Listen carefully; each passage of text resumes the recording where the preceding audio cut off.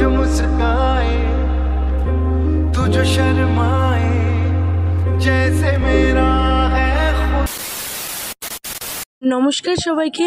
আজ হলো 13ই মে, আজকে ছিল ভোর। এছাড়াও আজকে হলো আমার বন্ধুর জন্মদিন। সারাদিন দোকানে থাকায় কিছু সেরকম করে উঠতে পারিনি, অতটা প্ল্যানও ছিল না কিছু করার। কিন্তু একটা কথা ভেবে রেখেছিলাম যে ও যেহেতু খাওয়া দাওয়া করতে ভালোবাসে, তাই ওর জন্মদিনের দিন ওর জন্য একটু মাংস রান্না করে দেবো। আসলে ওদের বাড়িতে অনেক গোপাল আছে আর ওর মা একদমই নিরামিষভোজী, মাছ মাংস কখনোই রান্না করে না। তাই ও সেভাবে বাড়িতে মাছ মাংস বা আমিষ কিছুই খেতে পারে না। সেই মতো আমি অমিতদাকে বলছিলাম এই কথাটা যে ওর জন্য একটু মাংস রান্না করবো। তখন অমিতদা বললো আমিও ভেবেছিলাম যে একটু তোকে দিয়ে মাংস রান্না করাবো, আমি অল্প করে কিনে দিচ্ছি, তুই রান্না কর। তখন আমি মাংসটা বাড়িতে এনে সুন্দরভাবে রান্না করে ফেললাম। শুধু মশলা দেওয়া জল দিয়ে একদম জল ছাড়া মাংসটা কষিয়ে কষিয়ে রান্না করেছি। তারপর দোকান থেকে আমি অমিতদা সবাই মিলে টাকা দিয়ে একটা কেক নিলাম। কেক নিয়ে ওদের বাড়ি গিয়ে দেখি কারেন্ট নেই। এই পচা গরমে কারেন্ট নেই ওদের বাড়ি, মানে কোনো একটা সমস্যা হয়েছিল বলে ওদের বাড়ির লাইট ফ্যান কিছুই চলছিল না। সেই অন্ধকারের মধ্যেই বললাম যে চল কেকটা কেটে নিই। মতো আমরা অন্ধকারের মধ্যেই ওকে কেক কাটালাম। আমাকে প্রথমে কেকটা খাইয়ে দিল, আবার আমি ওকে খাইয়ে দিলাম।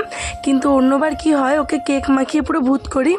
এইবার আর মাখানোর কথা মনে ছিল না, মানে এত গরম তখন আর কিছুই মনে পড়েনি। কেকটা না খুব সুন্দর খেতে ছিল, এমনি কম দাম নিয়েছিল, তাও খেতে বেশ ভালো ছিল। আর আমরা এই কেকটা কিনেছিলাম অসীমদার দোকানে, যেটা আমাদের বটতলাতেই রয়েছে, অন্তরা এন্টারপ্রাইজ। তারপরে আমার হঠাৎ করে মনে হলোই মা কেক মাখায়নি, তখন তাড়াতাড়ি করে কেক নিয়ে একটু বাইরের দিকে গেছি যাতে বুঝতে না পারে, আরো দরজা বন্ধ করে দিয়েছে।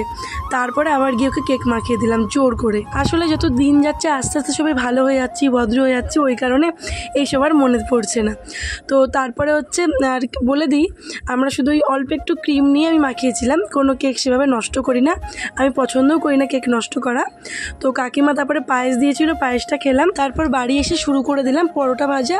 মা ওদিকে বেলে দিচ্ছিল, আমি কয়েকটা বেলেছিলাম, তারপর ওরা চলে এসেছিলো তারই মধ্যে, তখন মা আবার তাড়াহুড়ো করে বেলে দিল। আর মাংস তো আগেই রেডি করে রেখে গেছি, ব্যাস। তারপরে এখন সুন্দর করে 3টে প্লেটে বেড়ে নিয়েছি ওদের জন্য। তো রনিদাও এসেছিলো, রনিদা, অমিতদা আর পার্থ, তো সবাইকে দিয়ে দিলাম খেতে। এমনি সময় কোনো দিনই আমার ক্যামেরা আসতে চায় না, কিন্তু আজকে জন্মদিন বলে আসছিল, তাও হাত দিয়ে ঢাক। আসলে ওর জন্য এত কিছু করেছি, একটা তো কারণ রয়েছে, কারণ আগের বার আমার জন্মদিনে ও আমার জন্য কেক এনেছিল, যেটা কোনো বন্ধু বান্ধব আজ পর্যন্ত আমার জন্য মানে যেচে আনেনি। আর সব থেকে বড় কথা হলো, ভালো বন্ধু যদি হয় তার জন্য এমনি সবকিছু করা যায়। যাই হোক, এখন সবাই খাওয়া দাওয়া করছে আর আমি বলছি কেমন হয়েছে বল, মুখে বললে হবে না। পার্থ অনেকবার বলেছে মুখে যে ভালো হয়েছে ভালো হয়েছে, আর আমি বলছি হাত দেখিয়ে বল। তখন অমিত আবার বললো যে হেব্বি হয়েছে।